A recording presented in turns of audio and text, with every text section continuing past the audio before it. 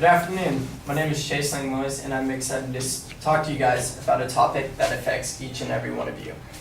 For hundreds of years, people in Southern California have struggled with the production and distribution of clean drinking water. To put this in perspective, 2/3 of California's population lives in Southern California, where only 1/3 of the state's precipitation falls. Because of this, Southern Californians have to consistently look elsewhere for drinking water. Such outlets include indirect potable reuse, desalination, and water importation. So my main claim for you guys today is that I'm going to argue that indirect potable reuse is significantly more effective than ocean desalination in Southern California. Most of you guys are probably like, what is indirect potable reuse?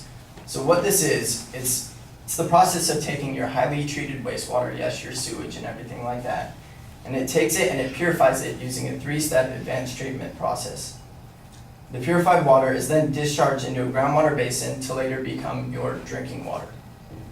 And then desalination, on the other hand, is an energy-intensive process that uses reverse osmosis to remove salts and other minerals in order for seawater to become purified drinking water. So, to help with the direction of my argument, I'm going to examine the groundwater replenishment system in Orange County and the San Diego Carlsbad desalination plant using the following factors. The first is going to be cost, capacity, and the environmental impact. In my argument, the GWRS is going to be the representation of indirect potable reuse, while the San Diego Carlsbad desalination plant is going to be the representation of desalination. So, to begin, my first claim is indirect potable reuse is considerably cheaper to produce clean drinking water throughout Southern California. So, I started my research by going to the GWRS website, and that's where I found out that it costs $480 million to construct the plant for the indirect potable reuse. I then decided to go to the website for the desalination plant in Carlsbad, and I found that that plant costs over $1 billion to construct. When compared, we see that the indirect potable reuse system costs $500 million less than the desalination plant. So the next thing that I wanted to analyze was the cost to produce an acre-foot of water. So an acre-foot of water is basically how much water it takes to fill up an acre of land 1 feet. So I again went to the GWRS website, and I found that using indirect potable reuse systems, they were able to produce water at a unit cost of $850 per acre-foot. I then went to the desalination website and found that they can produce water at a unit cost of $2,300 per acre-foot. When comparing this, we see that it is significantly cheaper to go with indirect potable reuse systems when you're trying to produce clean water. So, my second claim today is that indirect potable reuse has a substantially larger capacity for production and growth when compared to desalination in Southern California. So I again went to the GWRS website, and this is where I found out that the facility can produce up to 100 million gallons of purified water today. So where does all this water go? 35 million gallons of that water goes directly into a seawater intrusion barrier, where the purified water is used to keep the seawater from getting into our groundwater table. The remaining 65 million gallons is pumped directly into the Anaheim percolation basins, where that water eventually becomes part of our groundwater reservoir. So then next, I went to the Carlsbad desalination website, and I found that their facility also draws in 100 million gallons of seawater per day. However, only 1/2 of the seawater processed by the desalination plant is converted into purified drinking water. The remaining 50 million gallons becomes even more saturated with salt, and that has to be diluted with even more seawater before it can be pumped back out into the ocean, so it doesn't have a negative effect on the marine life out there.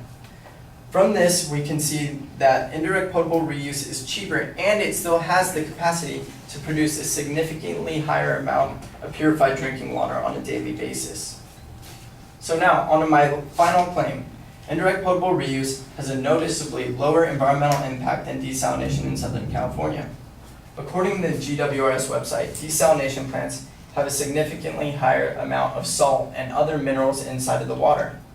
Because of this, desalination plants require 3 times more energy to operate than the GWRS facility. Additionally, in 2015, the GWRS was awarded the Water/Wastewater Treatment Project of the Year by the Orange County branch of the American Society of Engineers. The ASC also wrote a newsletter about this and praised the GWRS for their environmental accomplishments. These accomplishments included preventing wastewater from going into the Pacific Ocean, preventing seawater from contaminating our groundwater reservoirs, and also decreasing our reliance on imported water. Because of this, we can see that indirect potable reuse is much more environmentally sustainable than desalination. In conclusion, since Southern California is a semi-arid region, its residents will have to consistently look towards innovative forms of water treatment. Fortunately, advancements in both indirect potable reuse and desalination have guaranteed a future for both technologies. However, based off the analysis of the cost, capacity, and environmental impact, I strongly believe that indirect potable reuse is much more effective than ocean desalination in the production of purified drinking water. Thank you.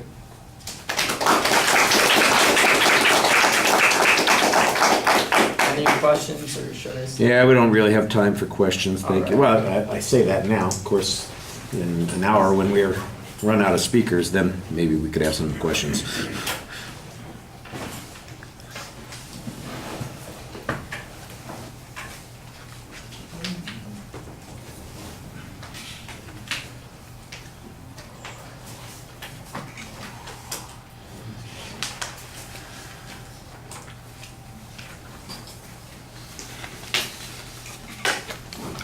All right, Chase, there are a lot of things that are really solid in the presentation, and you can be proud of that as a good start. I think your proposition's clearly identified. I like the opening that kind of sets up what the conditions are and why we're having to have this discussion with the statistical information about where the water falls in California and why this is a problem for us.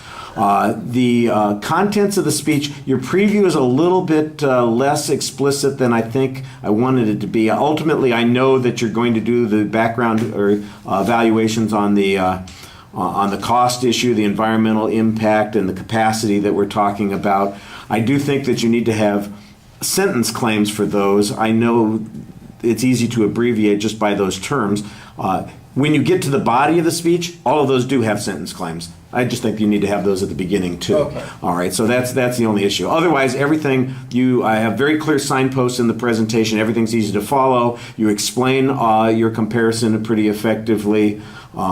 I thought that you had very good factual data that you're presenting in the presentation. You go to the sites that you're talking about and getting that information.